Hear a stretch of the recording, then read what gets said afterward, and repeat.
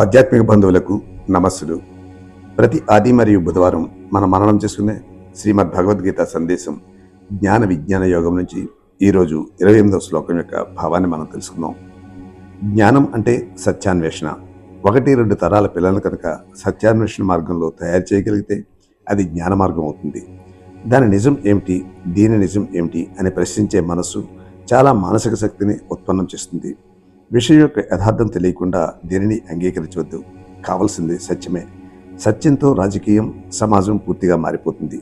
ఉన్నత పాఠశాల విద్యార్థుల నుంచి ఈ మార్గాన్ని బోధించితే ఏషాంతు అంతగతం పాపం, మనస్సులోని పాపాలన్నీ పుణ్యకర్మాణం, మంచి కార్యాలు చేసిన జనానాం మనుషులతో ఏ ద్వంత మోహ నిర్ముక్త, ఇష్టాయిష్టాల నిర్మూలనతో భజంతేమాం దృఢవ్రత, దైవపరంగాను సత్యపరంగాను నన్ను దృఢ సంకల్పంతో పూజిస్తారు.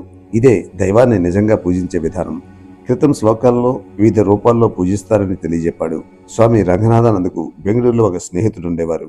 ఆయన చాలా సమాజాల్లో, రామకృష్ణ మఠంలో, ఇంకా ఎన్నిట్లోనూ సభ్యుడిగా ఉన్నారు. ఎందుకు ఈ విధంగా ఎన్నిట్లో సభ్యుడిగా ఉన్నావు అని స్వామీజీ అడిగినప్పుడు, స్వామీజీ మీకు తెలీదా, ఒక బ్యాంకు దివాళా చేస్తే మరొక బ్యాంకు ఉంటుంది అన్నాడు. అన్నిటి వెనుక ఒకే దైవం ఉందన్న దృఢ విశ్వాసం ఎంతైనా అవసరం. ఏకమైన అద్వితీయ బ్రహ్మ అన్నది నిజమైన మతం. అదే నిజమైన ఆధ్యాత్మిక అభివృద్ధి. శ్రీకృష్ణుడు దైవపరంగాను సత్యం పరంగాను నన్నే పూజిస్తారు అన్నాడు. కొత్త నిబంధనలో కూడా యేసుక్రీస్తు ఈ విధంగానే చెప్తాడు. వేదాంత శిక్షణ చాలా శాస్త్రీయంగా ఉంటుంది.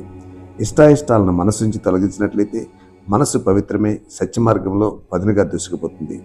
బాహ్యంగా కనిపించే వస్తురూపం కాదు కావలసింది, వస్తుతత్వం కావాలని తెలియజేయాలి. బాహ్య ప్రపంచంలో సత్యాన్ని భౌతిక శాస్త్రం అంటాం, ఆంతరిక జీవితంలో ఆధ్యాత్మికం అంటాం. సమాచారాలను మెదడు నిండా నింపడానికి, దానికి శిక్షణ ఇవ్వడానికి చాలా వ్యత్యాసం ఉంది. మెదడు నిండా నింపడం వల్ల మానసిక శక్తి పెరగదు, అది ఒక భాండాగారంగా మాత్రమే ఉంటుంది.